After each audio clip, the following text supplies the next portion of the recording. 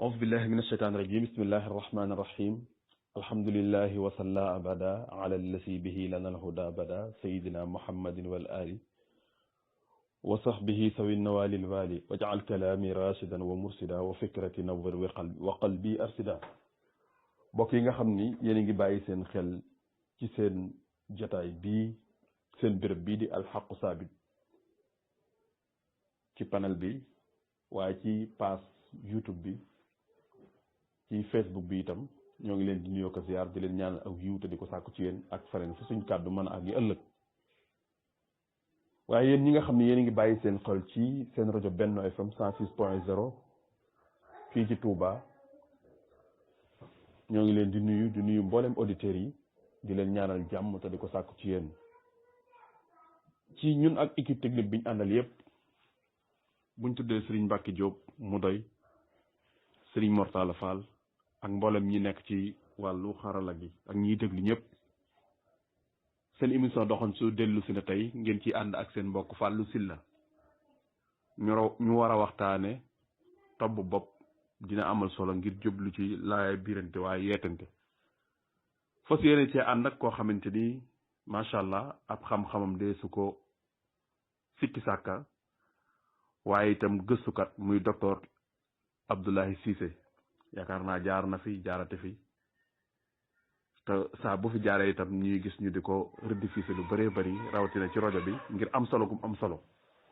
tey jiit ñu tànn bëgg waxtaan ak moom tomb boo xamante ni yëgle bi yaakaar naa ñu bëri gis nañ ko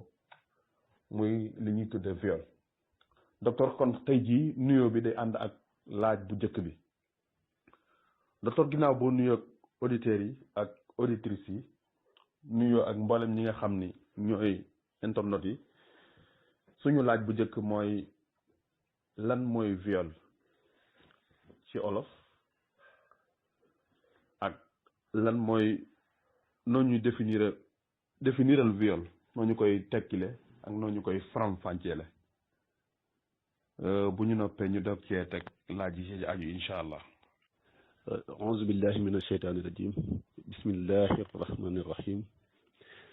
asalaamaaleykum wa rahmatullahi taala wa barakaatu mbokki julli di mbokk taalibe yi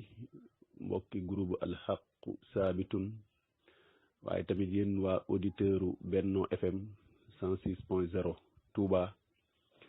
seen mbokk seen xarit seen taalibe seen ndongo Abdallah Cissé Sam moo leen di nuyu bu baax kenn ku ne sa tur ak sa sant di jël suñu nuyoo rek di ko teg si loxob Serigne Fallou Sylla mi nga xam ne moo ñu dalal tey ci émission bu am solo bii nga xam ne mooy émission doxantu nga xam ne bari na ay mbir yoo xam ne bu xewee danañ fi jaar càmbar ko waxtaan bu yaatu jariñante si kon nag ñi ngi nuyu auditeuru Benno FM yëpp waaye tamit di nuyu mboolem membre bu nekk ci groupe bi nga xam ne mooy alxaqu saabitun di ay internautes ñu war a ànd tey ci tomb bu am solo comme ni ko sëñ Fallou Sylla waxee muy waxtaanee li nga xam ne actualité la ndax bu ngeen di déglu jamono ji bari na lu ñuy tudd viol lu bare kon day am solo ñu ñëw jéem a xam lan mooy viol ak it fii ñu ne ci Sénégal yan mooy loi yi nga xam ne ñoom ñoo addu jëmale ci viol kon tey waxtaan bi ci loolu lay tënk bu neexee suñu borom sëñ Fallou nag ci dalalam mu dugal ci benn question bëgg ñu définiral ko lan mooy viol sëñ Fallou viol buñ koy définir dañuy delluwaat ci texte yi rek ndax Sénégal dafa am ay texte yu ko tënk bi ci gën a mag nag moom lañ tuddee code pénal boobu nag boo demee ci article 320 mi ngi définir viol à travers la loi 9905 du 29 janvier 1999 ndax code pénal dinaa ci ñëw ci kanam maanaam ab téere la boo xam ne moo tënk lépp luy atte ak daan ñi say aaju am beneen téere boo xam ne nag moom moo lay wan yoon ngay aw boobu ñu tuddee ko procédure pénale code de procédure pénale code pénal boo fa demee ci article 320 bi à travers la loi 9905 du 29 janvier 1999 mi ngi wax ne viol ci français mooy tout acte de pénétration sexuelle de quelque nature qu'il soit commis sur la personne d'autrui par violence, contrainte, menace ou surprise mu ne viol mooy lépp loo xamante ni nii tey nit da koy def di ci ut bànneexu sëy ak lu mu mënti doon loo xam ne nit da koy def di ci ut bànneexu sëy nga xam ne da koy jël dugal ko ci awra jàmbur pour am ci bànneexu sëy mu ne loolu nag mën naa nekk loo xam ne bi nga koy def ki nga koy def yëgu ko da nga koo bett par surprise wala da nga koo menacé da ngaa teg arme wala nga jël jaasi wala nga jël dara menacé ko wala nga napp ko bu dee xale yi menace wala par contrainte maanaam nga forcé ko wala par violence wala loo xam ne nii nag da nga kaa dóor ba mu sonn nga doog kaa def kon loolu la code pénal tekkee viol bu dee dañ koy teg ci olof mën nañ ne mooy sàkku nit ci wàllu di ut bànneex ci moom ci lu ko neexul wolof bi gën a xool nag ñu ngi ko tuddee siif waaw boo nee diw dañ koo siif rek mooy diw dañ koo violé te viol toujours li nga xam ne moo koy wuutu maanaam mooy nekk ci suuf li tax ñuy def acte bi mooy di ci ut bànneexu sëy plaisir sexuel donc loolu mooy viol lépp nag loo xam ne da nga koy def te ki nga koy def amoo consentement notion bu am solo la ci définition viol la notion de consentement amoo consentement maanaam moom d'accordu ci nga forcé ko wala nga menacé ko wala nga bett ko def ko loolu la code pénal article 320 à travers la loi 99/05 du 29 janvier 1999 loolu la définir viol bu dee ci olof nag bu ñu koy oyofal te yombal ko dañ naan rek mooy siif wala sàkku doomu aadama di ut ci moom bànneex ci lu ko neexul. xam naa ba tey ci définition boobu mu bëgg ci leeral rek ni viol nekkul rek ni ki koy def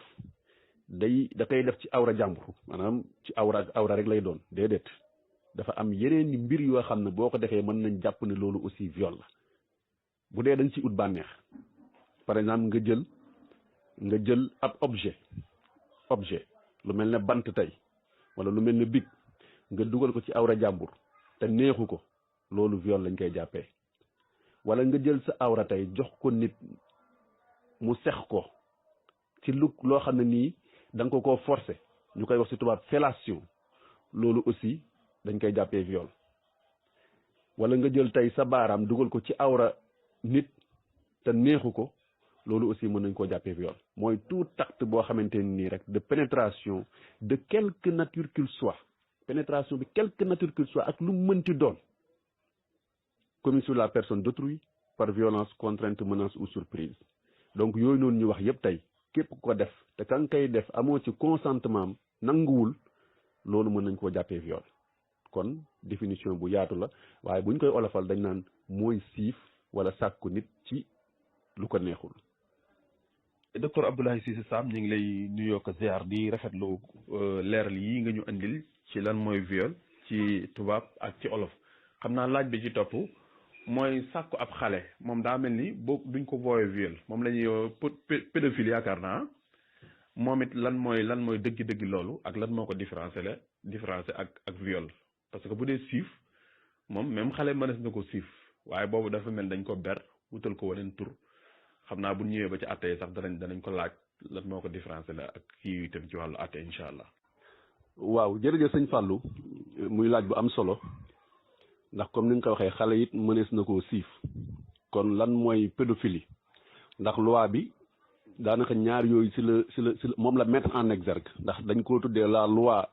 2020/05 du 10 janvier 2020 criminalisant le viol et la pédophilie kon ni ñuy jëlee viol ñu criminaliser ko maanaam képp ku def viol dañ lay atte comme ku rey nit noonu lañ jëlee pédophilie aussi def ko képp ku def pédophilie dañ lay atte ni ku rey nit pédophilie nag mooy bépp càkkutéef goo xam ne dañ koo def jëmale ko ci xale boo xam ne amagul fukki at ak juróom-benn wala mu yem juste fukki at ak juróom-benn 16 ans bépp xale boo xam ne da nga koo sàkku mu amagul lu mat fukki at ak juróom-benn loolu la ñuy jàppee pédophilie maanaam xale boo xam ne dañ koo sàkku même bu fekkee da nga ne moom d'accord na sax déedéet bu ñu nee d'accord na dañ naan non xale bu mineur mënul a consentir ci droit loolu la ñuy wax dañ naan mineur du consentir mineur moom xamul waaw xamul déet te mineur léegi dem nañ ba 16 ans ba fukki at ak juróom-benn bu njëkk 13 ans la woon fukki at ak ñett léegi nag dem nañ ba fukki at ak juróom-benn te pourtant ci texte Sénégal yooyu sax ñoom ñu ñoo reconnaître ne xale bu jigéen ci code de la famille boo amee fukki at ak juróom-benn warees na laa mën a may borom kër nga sëy loolu loi bi dàqu ko waaye nag bu demee ba am fukki at ak juróom-benn te du borom këram lay sëyal keneen nax ko ba sëy ak moom wala mu d'accord si bañ sëy kooku buñ ko jàppee mën nañ koo attee pédophilie te buñ koy attee pédophilie dañ koy attee comme ku rey nit parce que pédophilie dañ ko criminaliser xam naa buñ demee ba ci biir texte yi dëgg-dëgg luñ ci wax dinañ ci ñëw gën see yaatal incha allah waaye daal nañ jàpp ne pédophilie mooy mag moo xamante ni nii mi ngi sàkku xale bu amagul fukki at ak juróom-benn ki koy def nag il faut mu nekk mag maanaam munuñ wax ne xale bu am 13 ans moo def pédophile wala xale bu am 14 ans wala xale bu am 16 ans déedéet il faut mu nekk mag moo xam ne moo mag xale bi donte ne magee na ko benn at par exemple ku am 17 ans tey wala 18 ans di sàkku koo xamante ni dafa am 16 ans xale bu jigéen bu am 16 ans donc loolu lañ jàppee pédophilie. jërëjëf mbokk yi nga xam ne yéen a ngi bàyyi seen xel ci alxaqu saabit di bàyyi seen xel ci suñu page YouTube ak page Facebook bi waaye di bàyyi seen xel ci seen rajo Benno FM 106.0 mboolem auditeurs yi ak auditrices yi seen émission doxantu docteur Abdoulaye Cissé Sam di waxtaane poñ bu am solo muy viol andi ci lu am solo ba toll ci ñu di ko laaj lu jëm ci wàllu pédophile moom it mu leeral ci lu am solo bokk na ci rek li nekk surprise ci man muy ni dañ ko criminaliser depuis 2020 bu ma jumut waaye ndeke pédophile yemul ci ki àgg ci nit ki ko siif àgg ci moom waaye sax ki koy wan ay photo yu dul noonu wala iyaasu billah ngi influence ko xelam war a nekk ci sëy wala loolu bu boobaa kooko pédophile lañ koy jàppee ñuy jàpp daf ko def yëmut ci loolu waaye donte dafa jël ay baaraamam wala ay loxoom di ko teg ab xale te jublu ca loola bu boobaa moom it dañ ko criminaliser dañuy jàpp ni pédophile la def muy am solo sëñ Abdoulaye ginnaaw bi ñu leeralalee lan mooy viol ci loi Sénégal ak ci olof leeral ñu lan mooy pédophile ci loi Sénégal ak ci wolof xam naa dañuy dellu ginnaaw tuuti ngir leeral poñ bu njëkk bi muy viol ndax léegi nit ki bu fekkee force wuñ ko rek waaye dañ ko tiital ba mu nungu bu boobaa nungu googu mu nungu day tekkil ni loolu du viol ndax it nag xale bi ne ci kër nekk ak ay waajuram wala ñeneen ka koy dundal tiital ko ba mu nungu muy àgg ci kawam donte mesure na ndax loolu itam dañ koy tudde viol wala déet soxna si nga xam ni wala borom kër bi nga xam ne dafa nekk ak soxnaam moom tamit dem ba ñu fas yéene séq li nga xam ne yàlla moo ko dagal ci moom waaye bañ demee ba sori ku jigéen ki gàntu wane ni moom bëgg ñu àgg ca dëgg-dëgg mbir ma bu boobaa góor gi ko forcé moom tamit ndax dañ koy tuddee viol nga xam ni daan yi xaar ki dem siif nit moo koy xaar wala am na différence. jërëjëf Serigne Fallou Sylla ci ñaari laaj yu am solo yi nga xam ne indi nga ko bi ci njëkk mooy ki nga xam ne dañ ko tiital ba mu nangu moo xam xale la boo xam mag la waaye daal tiital nañ ko maanaam napp nañ ko ba mu nangu nga ne loolu ngay laaj ndax viol la wala déet effectivement loolu viol la parce que définition bi ma doon joxe sànq maa ngi wax naan tout acte de pénétration sexuelle de quelque nature qu'il soit commis sur la personne d'autrui par violence, contrainte, menace. Parce que ki nga tiital mooy ki nga xam ne da nga ko menacé ou par surprise kon tiital nit mooy koo xam ne nii tey da nga koo menacé wala da nga ko contraindre da nga ko obligé mu def ko parce que am na loo yor tey lu mel ne ku téye paaka wala ku téye jaase wala koo xam ne da nga ko na kurfeñ boo xam ne leer na bu la dalee tey mën na laa yàq kon kooku nanguwoo parce que da ngaa nangu mais dañ la contraindre dañ la obligé nga nangu yow bu doon si yow dong ak sa tey bakkan doo ko nangu mais dañ la contraindre waaw comme ni nga ko waxee ki nga xam ne dañ ko contraindre kooku kon bu fekkee acte bi am na loolu viol lañ koy tuddee parce que amoo consentement gis nga viol mooy heure bu absence de consentement amee rek viol la moo tax ma ne leen jàpp leen baat boobu la notion de consentement waaw ki ngay jëflanteel bu nanguwul rek boo amul consentement am rek boo defee jëflante gi loolu dañ koy tuddee viol kon ki nga xam ne dañ koo tiital mu nangu parce que tiital nañ xool lan la tekk ci olof lan mooy tiital mën naa nekk surprise mën ngaa nekk nit koo xam da nga ko bett nga bett ko mu tiit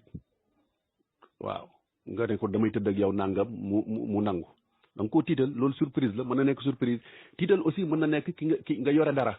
loo xam ne ki ko gis ka ragal na parce que ki tiit mooy ki ragal daanaka dañ amatul benn force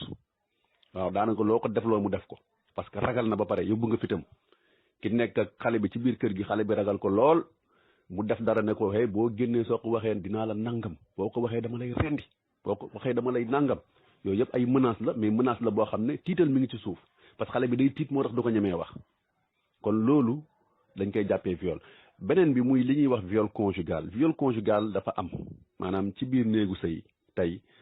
soxna si mën naa dem ne sama borom kër daf maa violé parce que dafa bëggoon a seq ak man ma lànkal ko mu violé ma loolu nag loi 99/05 bi amoon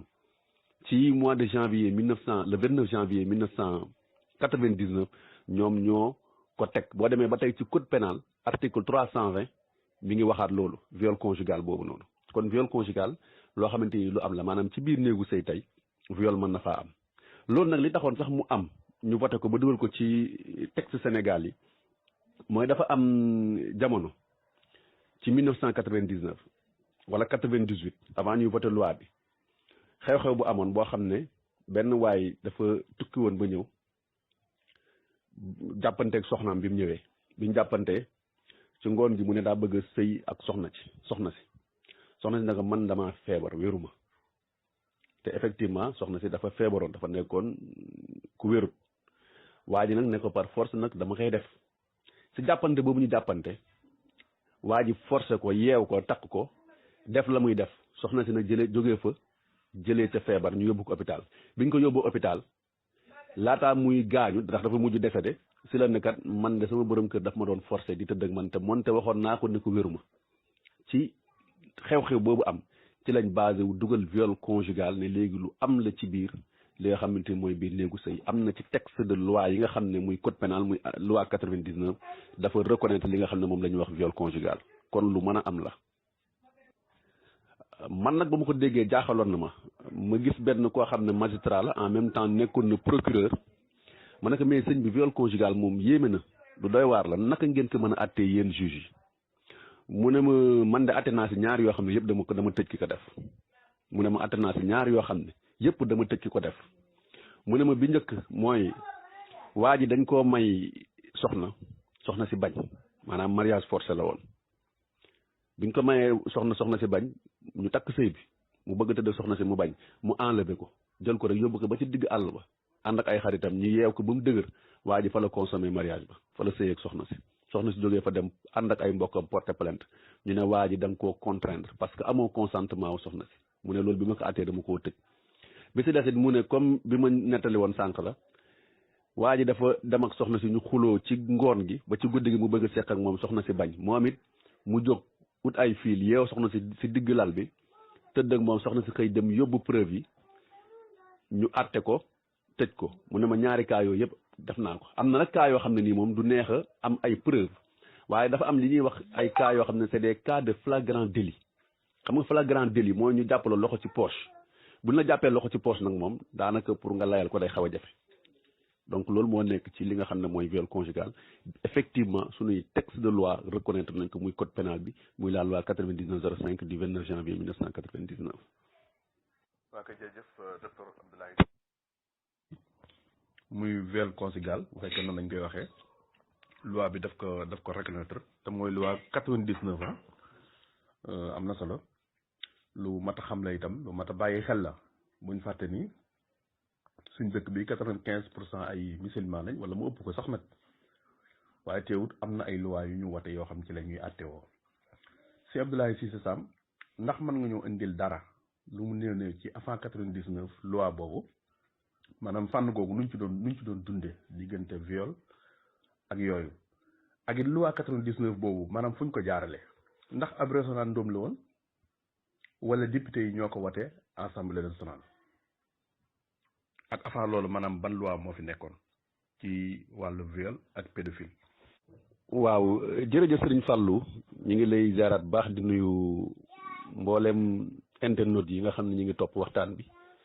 waa groupe alxaqu saabitun waaye tamit auditeurs yi nga xam ne ñooy teewlu waxtaan bi ci rajo Benno FM 106.0 Touba di rafetlu laaj bi muy loi 99 bi laataa muy ñëw lan moo fi nekkoon laataa muy ñëw dafa amul woon lenn lu leer ci li nga xam ne mooy définition yi maanaam xamuñu woon sax viol dëgg-dëgg lan la ku nekk nag ak ni nga ko doon déggee rek moom nag bi mu ñëwee dafa indi définition mooy définition bi mu wax sànq xam ne ni lii heure boo ko gisee wala heure boo ko déggee jàppal ni loolu viol la waaw teewul nag ma préciser waat ko encore une fois que ni viol en tant que tel kenn rek moo mën a tëb toog tey mu décider ne lii viol la kenn malgré yii nii yëpp ay description la yoo xam ne boo ko gisee da ngay njort rek ne mën ngaa ni viol la mais nag kenn rek moo am tey pouvoir décider ne lii viol la parce que viol infraction la te infraction pour mu am il faut que juge bi ne lii la kii àtte moom moo mën a joxe na ginnaaw ba ma dajalee preuve yi gëstu ko saytu ba pare jàpp naa ni kon lii viol la mais ku ci ne rek dañ la koy tuumaal ak tuuma la rek waaye nag bu juge bi demee ba àtte sur la base des preuves yi nga xam ne am na ko éléments yi mu am ci taabalam gëstu ko saytu ko waxtaan si ak médecin yi ñu leeralal ko li nekk certificat médical bi si aqulaay taalaam moom ci lay décider daal ne ah ginnaaw lii yëpp ma dégg li yëpp ñu wax ak li yëpp ñu wan ma kon mbir mi viol la su boobaa rek la ñuy mën a jàpp ne waa ji kat violeur la waaye tant que loolu amagul dañuy jàpp ne présumé la rek présumé la waaw moom daal dañ ko koy jiiñ wala dañ ko koy njorte waaye nekkul loo xam ne exactement noonu la amee loi 99 bi la bi mu dikkee dafa définir viol wax ne mooy lépp loo xamante nii nit da koy def tey ak moroomu nitam di ci ut bànneex te amu ci consentement su ma ko bëggee gàttal te amu ci consentement maanaam te kële d'accord ci bu ko defee rek di ci ut bànneex loolu mën nañ koo jàppee viol donc moom dafa ñëw leeral ko ba pare yokkaat daan yi parce que bu njëkk daan yi dañ ko jàppe woon comme simple délit viol délit la woon même loi 99 bi délit la ko jàppee daan yi da doon jàpp juróomi at jëm fukki at am loo xam ne dañ doon wax circonstance atténuante ak circonstance aggravante circonstance atténuante mooy kii def viol bi kat wax dëgg comprendre nañ ni bërëb ba mu ne wala circonstance yi mu ko defee wala fa mu ko defee tax na kat bu ko fa defee munul nekk loo xam ne mën nañ ko garaawal daal wala amaana ndaw si kat moo dem fekk ko ba biir néegam kon waa ji bu ko fa defee dara ndaw si am na si part de responsabilité ki ñu violé am na si part de responsabilité muy góor muy jigéen parce que góor aussi mën nañ ko violé jigéen mën na violé góor comme góor mën na violé jigéen comme góor mën na violé góor yaakaar naa jamono yi ci ginnaaw am na benn tubaab buñ jàpp Louga mu yoroon fa xawma genre internat naan day dimbale xale yi ndekk da leen doon violé ay xale yu góor jamono yi la sa ginnaaw yi déggoon ngeen fi école bi ñuy wax DSC Dakar Sacré-Cœur club tubaab ba fa nekkoon di entraîneur doon violé xale yu góor yi fa ñëwoon di jàng football kon góor ñi aussi mën nañ leen violé donc loolu mooy loi bi li nga xam ne indi na ko si en terme de changement mais nag loi 99 bi loi 2020 bi biñ mujj a voté nga xam ne le 10 janvier 2020 la ko président de la République signé moom moo indi gën a dëgëral daan yi nag moom dafa durcir les sanctions moom daf ko gën a dëgëral ndax bu njëkk viol délit rek la woon boo ko defee dañuy jàpp ne délit la parce que ñetti type d'infraction moo am li ñuy wax contravention nga xam ne boo demee police fay ko ñu bàyyi la nga dem mooy contravention par exemple sa oto amul assurance ñu jàpp la biir attesté la nga dem fay wala tey nga dem bâche bu rëy ci penc mi di wax muy tànkal waa koñ bu leen neexee mën nañ la porter plainte loolu boo demee dañ lay bindal contravention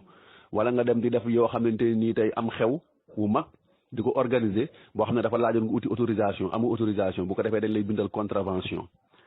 nga fay ko loolu mooy daan bi gën a ndaw am li ñuy wax délit mooy par exemple koo xam ne dafa sàcc délit la bu fekkee amul rey rek délit lay doon ki nga xam ne dafa sàcc dañ naan il a commis un délit kooku dañ koy atte ki nga xam ne aussi sàcc bi dafa sàcc ba pare jox ko mu rawale recel aussi délit la ki nga xam ne tey dafa nëbbu sàcc wala mu xam mbir moo xam ne am na lu mu ci xam te waxu ko wanewu ko kooku aussi mën nañ ko jàpp comme complicité yooyu yëpp ay délit la délit kon mooy daan bu diggu doomu bi crime nag mooy li nga xam ne moom ku ko def dañ lay atte comme rey nit loi 2020 bii nag nga xam ne mooy la loi 2020-05 du 10 janvier 2020 criminalisant le viol et la pédophilie moom dafa jël viol mu jëlee ko ci daan bi nekkoon ci dégg bi yóbbu ko ci daan ba gën a mag nag muy crime daf ko jëlee délit yóbbu ko crime kon léegi ku defati viol dañ lay atte comme ku rey nit te bu njëkk dafa amoon li ñuy wax circonstance atténuante yi ma doon wax sànq mën ngaa def dara ñu ne kii ko def de mën nañ kaa comprendre xam nañ ne daal wax dëgg circonstance yi mu nekk moo tax mu def ko fa mu ko fekk moo tax mu def ko mais léegi viol amatul circonstance atténuante aggravante rek aggravante daan bi gën a ndaw léegi fukki at la bu njëkk daan bi gën a rëy mënta si délit bi muy nekk délit daan bi gën a rëy mënta romb fukki at léegi nag daan bi gën a ndaw moom mënta yées fukki at moom amatul circonstance atténuante ñu naan non kii dañ ko comprendre ndaw see dem fekk ko wala ndaw si moo def yaramu neen wala si nim solo la wala fañ dajee la ab place lañ dajee dugg ci ndox meeg xam nga yooyu yëpp mënoon nekk ay circonstance atténuante mais léegi nekkatul circonstance atténuante amatul aggravante rek moom day garaaw rek waaye moom naan dañ ko oyofal loi bu bees bi nga xam ne mooy la loi 2020 moom daf ko dindi ba setal ko wecc léegi nag muy ñaari loi yëpp di loi 99/05 ak loi 2020/05 ñaari loi yëpp ay projet la yoo xam ne présidence lañ koy tëggee xanaa rek leeral ni loi yi nag li ci ëpp li tax président def projet bi mooy dafa am pression bu am boo xam ne li ñuy wax les organisations de la société civile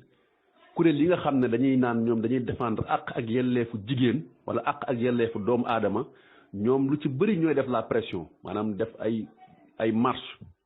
génn dénoncer def ay sit-in ba mujj gi gouvernement jàpp ne ñii kat li ñuy xeex jàpp naa ne kon yoon la ñu gën a dëgëral daan yi muy loi 99 bi gis ngeen affaire boobu ma leen waxoon ak affaire Doki Niass bi nga xamante nii moom aussi weeru koor la woon borom këram ñëw jógee ko tukki ne ko naka toggal ndaw si ne ko man du ma togg ndax damaa woor te damaa wérut ñu jàppandi si loolu borom kër gi dóor ko ba mu faatu loolu mooy affaire Doki Niass 1992 ak ki nga xam ne moom it borom këram da ne woon daa bëgg a seq ak moom mu ne ko damaa feebar waa ji forcé ko far ndaw si jëlee sa ñàkkee ca bakkanam donc jigéen ñi ne nag liñ leen di mettal dafa bari ñuy def ay marche def ay sit-in di def ay émission si rajo bi di wax ba président de la république daan ne kat jàpp naa ni kon mbir mi war nañ koo changer 99 Abdou Diouf la woon 2020 Macky Sall la Macky Sall aussi li tax mu def ko mooy dafa bari yu fi xewoon ci jamono jooju buñ koy fàttali rek nga xam ni dafa bari ay événement yu bari yoo xamante ni ay rey la woon jëm ci jigéen ñi déjà booy xool ci atum 2018 bi rek si lañ rayee woon ko nga xam ne mooy Maïmouna Sagna nekkoon benn militante Pastef bu Ousmane Sonko amoon fanweeri at ak juróom xam ne dañ ko violé ba pare étranglé ko maanaam ab sër lañ jël xoj ko ci baatam ba mu faatu biñ defee enquête bi gis nañ ni waa ja ko doon roñol chaise yi ca ndaje moom ñu amoon Kër Massar waa jooju moo ko mujjee faat moo ko violé ba pare rey ko waaye ñetti mbir yi nga xam ne ñu ci gën a déterminant nag li tax ñu voté loi 2020 bi bokk na ci le 13 mai 2019 dafa am benn viol bu amoon teg ci faat muy Kumba Yàdd nekkoon loo xam ne ñu bëri yëgoon nañ ko mu xewee woon Thiès xam ne ki ko faatoon dana woon copain wam la su ma jumul sax tailleur la waaye Thiès la xewee woon Kumba Yàdd moom fukki at ak juróom-benn la am waa ji violé ko ba pare faat ko le 18 mai 2019 mu amaat beneen tentative de viol bu gën a siiw nag boo xam ne moom moo yokk affaire yi muy Binta Camara bi xewoon Tamba nga xam ne ki ka doon jéem a violé ca kër ga la nekkoon papaam wóolu ko dénk ko kër ga mu jéem koo violé jàllul ci biir weeru koor mu faat ko affaire Binta Camara 18 mai 2019 le 19 ñu xëy subateel déggaat ñu ne fële sa marché salañ bi nekk Wakaam kat am na beneen jigéen boo xam ne faat nañ ko fa rey nañ ko te niñ ko fekkee ci biir marché bi dañ ko fekk ñu futti ko ba mu set wecc biñ defee gëstu yi tamit ñu gis ni moom dañ kaa violé donc pression yooyu amoon ak événement yooyu am moo tax jigéen ñi doon def ay sorties yu bari ba président de la république recevoir leen ne leen kon dinaa criminaliser viol dinaa jël viol daal dindee ko ci délit léegi nag def ko ne képp ku ko defati mi ngi mel ne da ngaa rey nit kon bi muy nekk délit daan ni juróomi at la woon ba fukki at maximum juróomi at yi sax daan na léeg-léeg nga gis koo xam ne 2 ans lañ koy tëj 3 ans ça dépend bu dee circonstance atténuante la gis nañu daal kii li mu def bërëb bi mu nekk wala circonstance yi mu ko fekk moo tax mu def ko mën nañ ko wàññi da ngay gis koo xam ne dañ koy tëj 6 mois sax génneel ko may ko sursis mais nag léegi daan bi gën a ndaw moom avec la nouvelle loi 2020 daan bi gën a ndaw fukki at la waaw fukki at jàpp ñaar fukki at dem na sax ba perpétuité ñu tëj la sa giirug dund nga xam ne dootoo génn comme léegi travaux forcés amatul perpétuité moo ko remplacé maanaam tëj la sa giirug dund nga xam ne yow dootoo génn ba mukk loolu la loi bu bees indi ci li nga xam ne moom mooy viol loi yooyu nag comme ni ma ko waxee rek ñaar yëpp projet de loi la président de la république lay jógee président de la république jël ko présenté ko conseil des ministres projet de loi bi conseil des ministres adopté ko bu ñu ko adopté ñu yóbbu ko assemblée bu ñu ko fa yóbbee pour ñu voté ko assemblée bu ñu ko voté dañ koy delloowaat présidence de la république mu génnee nag décret de promulgation bi décret de promulgation boobu bu ko président de la république génnee mooy loi bi mën nañ koo tàmbalee appliquer su ko defee ñu publier ko fi ñuy wax journal officiel bu ñu ko xasee ba publier nag mooy ay cax léegi nag loi bi moom c'est en vigueur képp ko def infraction boo xam ne loi boobu moo ko war a sanctionné day daal di automatiquement rapidement ipso facto mu dal sa kaw. ba tey ci loi bu bees bi muy la loi 2020 dafa am ay implications yu bari yoo xam ne daf ko indi nag parce que bu njëkk ku defaat viol tey boo dawee làqatu ji bu fukki at yi weesoo rek mën ngaa dugg kenn dootu la àtte waaw prescription décennale de l'action publique képp ku def viol tey bu njëkk bi muy nekk délit boo dawee fukki at maanaam nga defee ko Sénégal daw dem Gambie ba fukki at jeex nga ñëwaat boo dikkee kenn dootu la mën a toppee loolu waaye léegi nag boo dawee fii ak ñaar fukki at heure boo dellu see dinañ la topp yoon mën na laa topp te dina la jàpp léegi dañ ko yokk ñaar fukki at. leneen li aussi mooy léegi viol comme dañ ko criminaliser dañuy laaj information buñ xasee ba ne viol la rek buñ jàppee waa ji buñ amee des éléments de preuve yoo xam ne c'est tangible accablant dañuy jàpp waa ji tëj bu ko defee nag procureur de la république day wax juge d'instruction ne ko ubbil enquête yow sa bopp nga def enquête su ko defee juge d'instruction day def enquête loolu la ñuy tuddee information judiciaire moom mooy def ay commission rogatoire def ay enquête am ba dajale ba mu leer ko ne preuve yi mën na su ko defee mu yóbbuwaat ko ci procureur ñu yóbbu la nag ci juge moom mu àtte la xool ndax dañ lay tëj wala dañ lay bàyyi. ba tey ci en matière de viol képp koo xam dañ laa jiiñ viol obligatoirement da nga am droit am avocat ci saa si bala ngaa waxee kenn wala neexee nga ne du ma wax tànk sama avocat ñëwul. ba tey ci wàllu viol bu njëkk mandat de dépôt bi ku leen mandat de dépôt maximum 3 ans loolu mooy réforme yi nga xam ne moo mujj am yi ñu def en 2014 ci wàllum yoonu Sénégal dana léegi mandat de dépôt waratul romb 3 ans bu ñu la mandat de dépôt 3 ans attewuñ la am nañ droit ñu may la liberté provisoire nga génn mais bu dee viol la mandat de dépôt bi c'est sans limitation mën nañ la mandat de dépôt 10 ans 15 ans 20 ans 50 ans amul limitation mandat de dépôt léegi amatul limitation bu dee kaawu viol la bu dul viol nag képp ku ñu def mandat de dépôt 3 ans da ngay dem ñu may la liberté provisoire nga génn ñu mën a seen enquête mais bu dee viol la instruction bi mën na dem ba 2 ans 3 ans 4 ans 5 ans 10 ans ñu ne ñu ngi instruction te yow mi nga xam ne yow lañ jiiñ da ngay nekk kaso tëdd amoo droit génn loolu aussi ci loi bu bees bi la nekk. loi bu bees bi ba tey mi ngi condamné li ñuy wax recel waxoon naa ko sànq bu njëkk dañ ko daan condamné comme délit par exemple nit def na viol yow nga jël ko nëbb ko di ko làq wala nga jàppale ko ba mu génn daw yow yaa tax mu rëcc. nga jàppale ko fat ko sa kër ñii di ko wër nga fat ko sa kër xëy fajar takkal ko charrette wala taalal ko oto ba mu daw génn buñ xamee ne def nga loolu yow yoon da lay jàpp te niñ attee waa ji noonu lañ lay attee ak non dénonciation maanaam nga xam ni kii moo def mbir mi kii moo def viol bi nga xam ko yow am ci ay firnde yu leer te dénoncé woo ko heure bu ñu xamee ne loolu it am na ci yow mi nga xam ne dénoncé woo loolu xew yow aussi yoon da lay topp da lay jàpp donc loolu mooy li ci am. ba tey ci loi bu bees bi dafa am lu bees luñ ci dugal loolu moom lu bees tàq la luñ ci dugal nga xam ne mooy li ñuy wax dégradation civique tey ki nga xam ne dañ ko jiiñ viol ba àtte ko ba tëj ko moom na ko leer ne droit am yëpp ñàkk na ko bu doon tey candidat la à l'élection présidentielle mënatul nekk candidat buñ ko jiiñee viol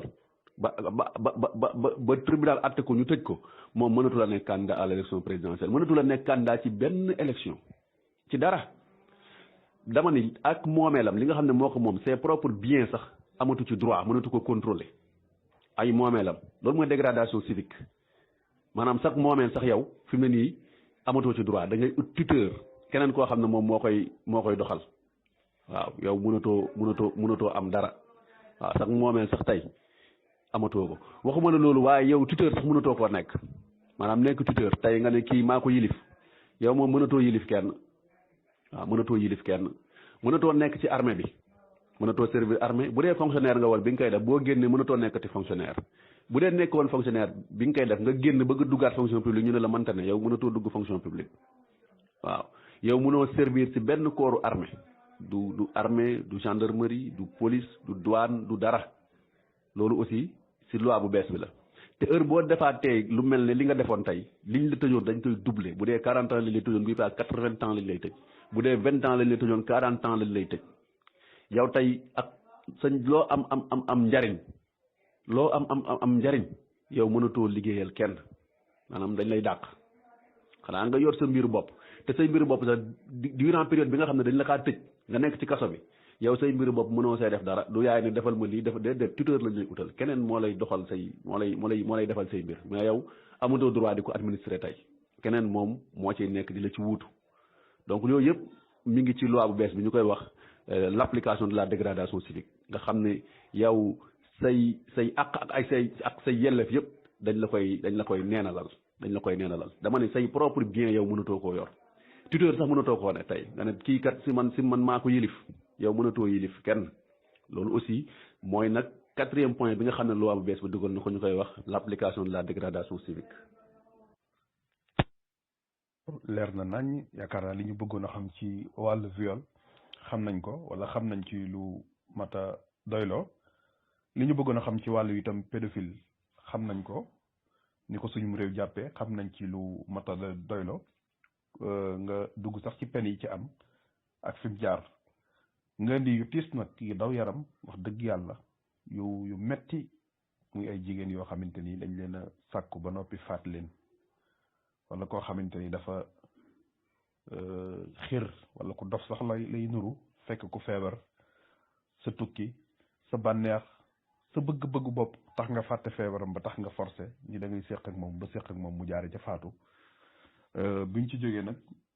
organisation yi nga xamante ni ñooy wax droit de l'homme wala droit de la femme et cetera jóg def ay manifester te c'est normal bu yooyu amee wax dëgg yàlla def ay nangam ba tax ñu def ko délit 99 ñuy dox di dox ba gis yu gën a garaaw muy yii ma tudd nii ñu mujj jóge délit léegi ñëw léegi crime nga wax ni yooyu li ci ëpp fi muy jaar mooy présidence lay jógee jaar conseil des ministres maanaam loi ñu yóbbu ko assemblée proposé leen ko buñ ko voté delloo ko présidence officialisé ko bu ko defee ñu doog a wax ni loi bi moom léegi noonu la demee yaakaar naa fan yi ñi ngi doon dégg ci wàllu couvre-feu bi ak yeesal yi ci am ak yooyu bi ñuy wax ni kii ne waaye nag delloogut maanaam voté nañ ko pare waaye loi bi mënagut a dox parce que delloogut présidence loolu méngoo na ak li nga wax ngir ñu gën a comprendre ñu ngi lay sant bu baax a baax wax dëgg yàlla waxtaan wi leer na ci képp koo xamante ni yaa ngi déglu xanaa di doon lay jaajëfal auditeurs yi benn FM waaye auditeurs yi alxaqu saabit ak internet yi docteur Abdoulaye xam naa ñaari laaj moo ma dese ndax dañoo bëgg bii yoon ñu teel a ubbil mbokk yi nga xam ne ñu ngi déglu ñoom tamit ñu mën a participer ci jotaay bi laaj seeni laaj xam naa laaj bi ci topp mooy lan moo tax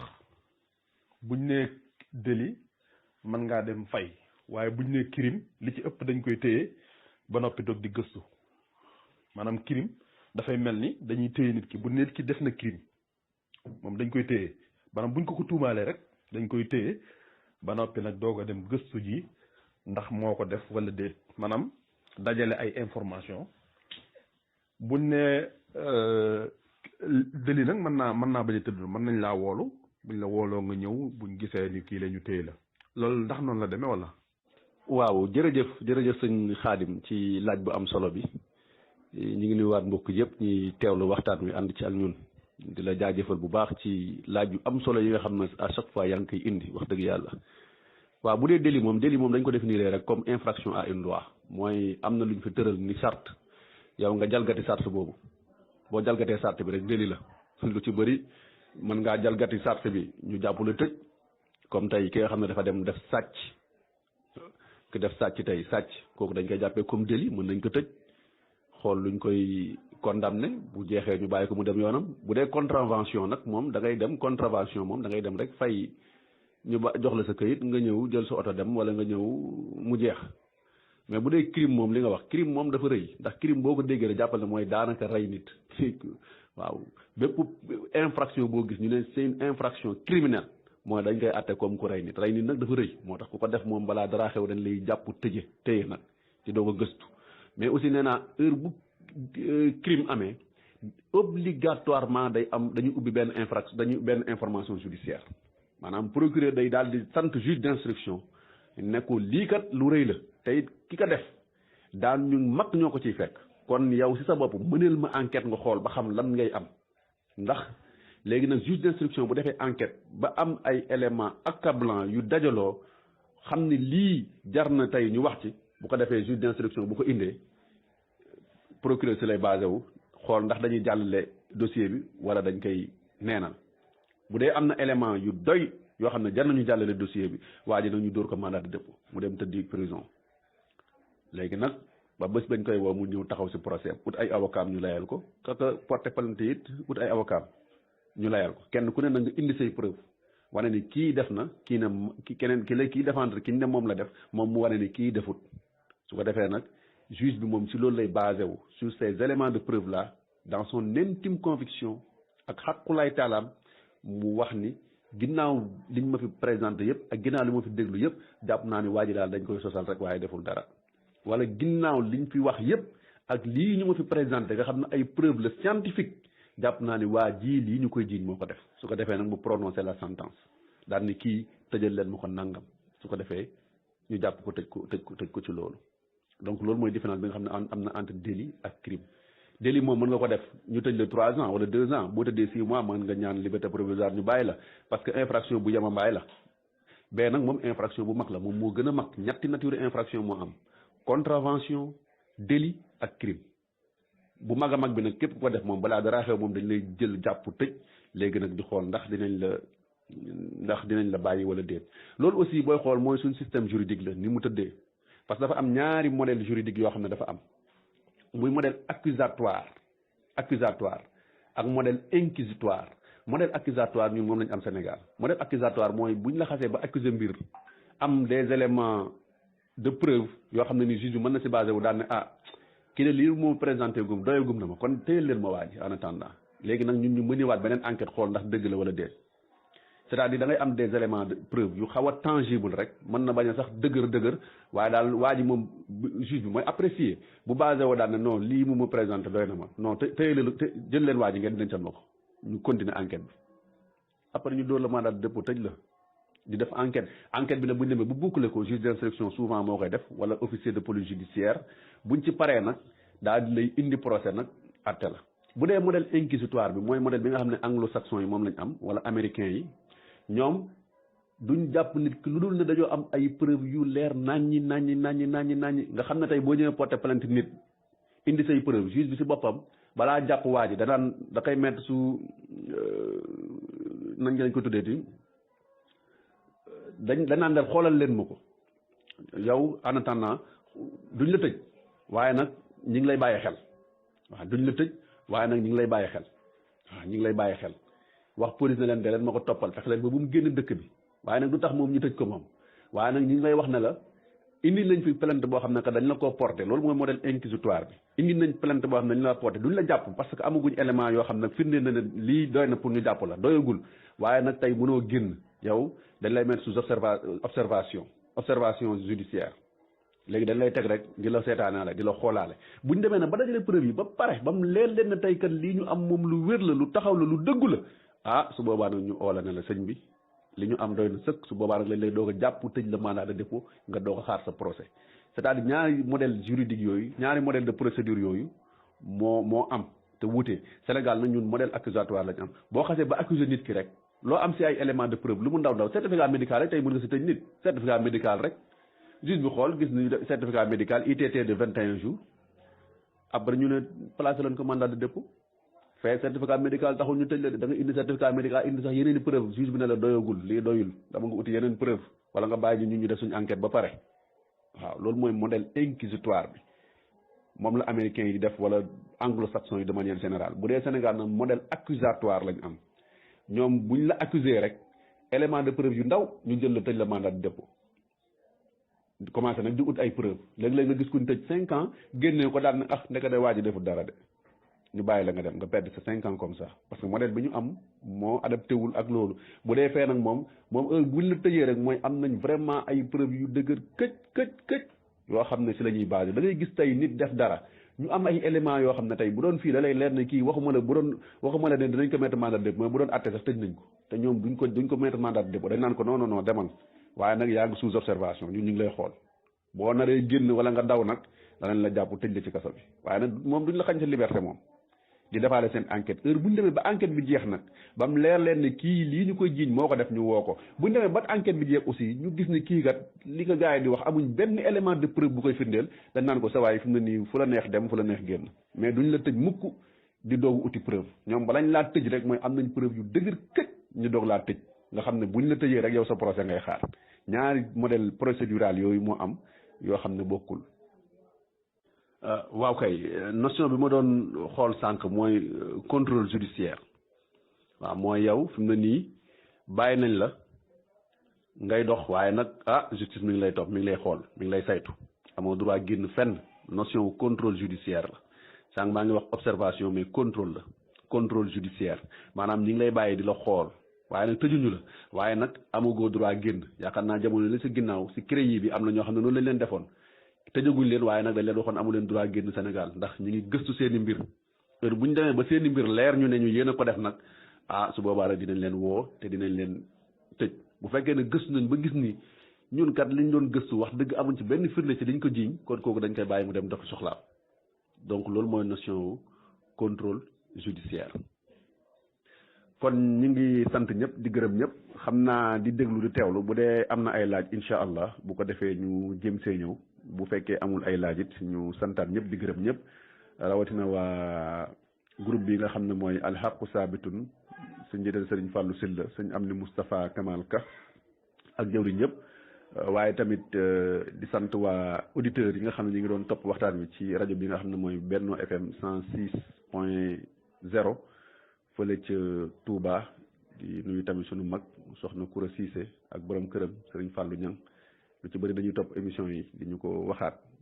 di sant ñëpp di gërëm ñëpp di tuub di jégalu ci kàddu yi li ci jub rek ndimbalal suñu borom la lu ci dëng nag ñun suñu matadi la ak suñu ñàkk xam-xam ñu ngi santaat waa mbokk yëpp di leen gërëm di leen jaajëfal.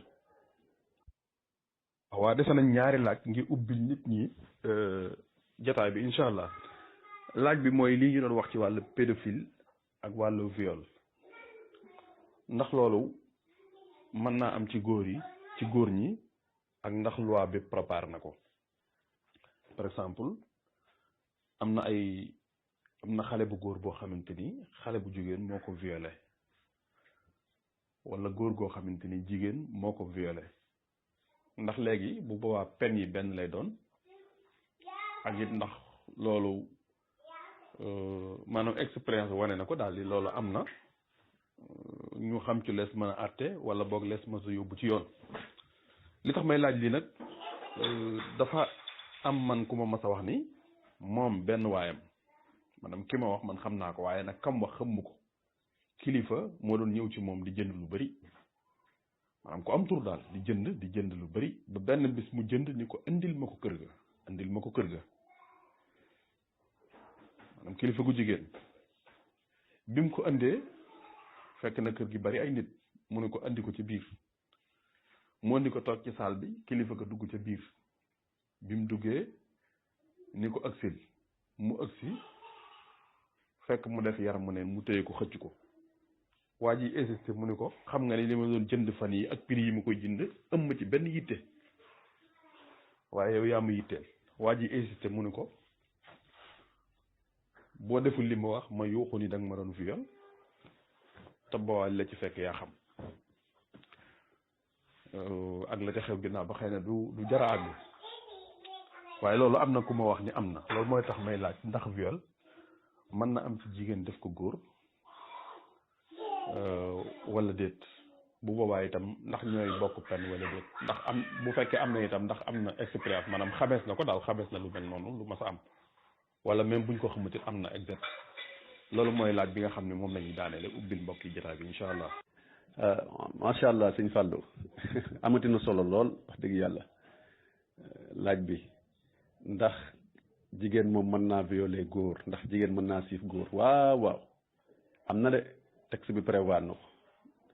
waaw texte bi prévoir na ko jigéen mën naa siif góor comme exemple boobu nga joxe tey exemple la mais xam nga liy jafe mooy góor gi mën a indi ay preuve wane ne amaana parce que loolu mu def ñaari délit la parce que délit de séquestration moo si am parce que dafa dugal waa ji ba ci biir ne ko boo defee dinaa la yuux donc daf ko menacé xam nga menace bi waxoon naa la sànq ne ci contrainte yi la bokk menace daf ko menacé ba pare séquestré ko waa ji nag su mënee indi élément de preuve parce que viol pour ñu jàpp la ci moom muy góor muy jigéen il faut nga am des éléments tangibles de preuve kooku tey su demoon porter plainte indi ay éléments de preuve yoo xam ne amaan daf ko enregistré parce que gis nga fi temps ex benn ministre bu ñu fi jàpp tëj ko li taxoon ñu jàpp ko parce que ba muy wax ak ñam doon waxal ña nga ko doon enregistré te yëgu ko waaw si couvre-feu bi muy Aminata Lo Dieng policiers yi mu doon waxal ñoom ñu ngi koy enregistré te yëgu ko xaw ma gendarmerie si enregistrement yooyu lañ jàpp tey ne ko lii moom c'est des preuves irréfutables mënoo koo weddi yaa ko wax waaw da nga def outrage à un agent en service ñu jàpp ko tëj ko donc lu mel noonu yooyu rek moo la ko mën a firndeel waaye nag tey bu dee am na preuve yu koy démontrer moom kooku dañ koy jàpp dañ koy tëj dañ koy àtte pour 2 délits benn bi mën a nekk viol parce que viol li ma fàttee wax it mooy du acte bi rek la loi bi di waxal de même tentative gis nga boo ko doon jéem a essayé bañ jàppale na ne da nga ko doon jéem a def yow dañ lay àtte comme criminel comme ku def acte bi loolu loi bi wax ki nga xam ne da doon jéem a essayé di violer jigéen kooku di bañ wala mu xeex ak moom ba rëcc kooku buñ ko jàppee buñ koy àtte dañ koy àtte comme ku violé lañ koy àttee tentative de viol sax loi bi dañ koy jàppee comme viol bu dee nag bi nga koy waaj a def dem nga ba ci kanam yow nga yërëm ko wala nga bàyyi daal sa propre gré sans pour autant que le xeex bi mu xeex a tax nga daw wala nangam waaye nga dem ba ci kanam nga ne nga bàyyi nga yërëm ko wala daal nga xam ban sentiment wala animé nga bàyyi su boobaa dañ koy jàppee comme duñ ko jàppee comme viol mën nañ ko bañ jàppee comme viol waaye dañ koy jàppee comme attentat à la pudeur ak harcèlement sexuel ñaar yooyu lañ koy jàppee harcèlement sexuel sax lañ koy jàppee mais duñ ko jàppee ci viol parce que attentat à la pudeur mooy nga xam ne daa wuññi war maam